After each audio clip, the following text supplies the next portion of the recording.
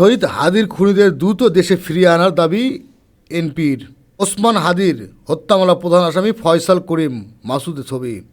ইনকিলাব মঞ্চের আহ্বায়ক শহীদ শরীফ ওসমান বিন হাদি হত্যাকাণ্ডের প্রধান আসামি ফয়সাল বিন করিম মাসুদ এবং তার সহযোগী আলমগীর হোসেনকে দ্রুত দেশে ফিরিয়ে এনে বিচার করার দাবি জানিয়েছে রাজনৈতিক platform network for people's action NPA. পাশাপাশি এই হত্যাকাণ্ডের মূল পরিকল্পনাকারী দাতা ও অর্থদাতার দ্রুত শনাক্ত করে গ্রেপ্তারের দাবি জানিয়েছে তারা। ফয়সাল করিম ও আলমগীরকে গ্রেপ্তার করার ভারতের নিশ্চিত করার পর আজ সোমবার গণমাধ্যমের পাঠানো এক বিবৃতিতে এসব দাবি জানান এনপির মুখপাত্র নাজিফা জান্নাত, তুহিন খান ও ফেরদাউস আরা রুমি। তো শনিবার রাতে বাংলাদেশের সীমান্তবর্তী পশ্চিমবঙ্গের বনগাঁ এলাকায় অভিযান চালিয়ে বাংলাদেশে হত্যা হামলার এই দুই আসামিকে গ্রেপ্তার হয় বলে জানিয়েছে পশ্চিমবঙ্গ রাজ্য পুলিশ।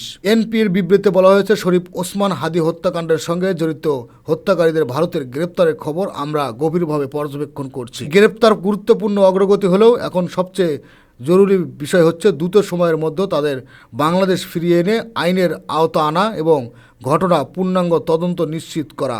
নিষিদ্ধ ছাত্রলীগের সাবেক নেতা ফয়সাল করিম ও তার সহযোগী আলমগীরকে দেশে ফেরাতে এই মধ্য তৎপরতা শুরু হয়েছে বলে আজই এক সংবাদ সম্মেলনে জানান পুলিশের মহাপরিদর্শক আইজিপি আলী হোসেন ফকির। তিনি বলেন, এজন্য কূটনৈতিক চ্যানেলে কাজ করা হচ্ছে। সংসদ নির্বাচনে তফসিল ঘোষণার পরদিন গত বছর 12 ডিসেম্বর আক্রান্ত হন ঢাকা 8 আসনের সম্ভাব্য স্বতন্ত্র প্রার্থী ওসমান হাদি। গুলিবিদ্ধ হাদিকে উন্নত চিকিৎসার জন্য সিঙ্গাপুরে পাঠানো হলেও বাঁচানো যায়নি। 18 ডিসেম্বর তার মৃত্যু হয়। এনপির বিবৃতিতে বলা হয়, ওসমান হাদি হত্যাকাণ্ডের কোনো বিচ্ছেদ ঘটনা নয়। যদি হত্যা প্রথম আলো, দ্য ডেইলি স্টার, ছায়ানট, উদীচীর মতো সংবাদ মাধ্যম ও সাংস্কৃতিক প্রতিষ্ঠানগুলোর ওপর সংঘটিত হামলা এই প্রতিনিধি ঘটনার বিচার হতে হবে। এই ঘটনাগুলো একটি সুপরিকল্পিত ষড়যন্ত্রের অংশ কিনা তাও খতিয়ে দেখা উচিত বলে আমরা মনে করি।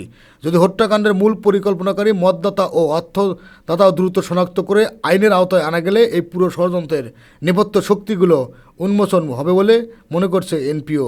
বিবৃতিতে সুনির্দিষ্টভাবে 3টি দাবি জানিয়েছে প্ল্যাটফর্মটি। এগুলো হলো ভারতের গ্রেপ্তার ব্যক্তিদের দ্রুত বাংলাদেশে ফিরিয়ে আনার জন্য প্রয়োজনীয় কূটনৈতিক ও আইনি পদক্ষেপ নেওয়া, যদি হত্যাকাণ্ডের নিরপেক্ষ পূর্ণাঙ্গ তদন্ত নিশ্চিত করা এবং হত্যাকাণ্ডের সঙ্গে জড়িত সব পরিকল্পনাকারী মদদাতা ও অর্থদাতাদের দ্রুত গ্রেপ্তার করে বিচারের আওতায় আনা।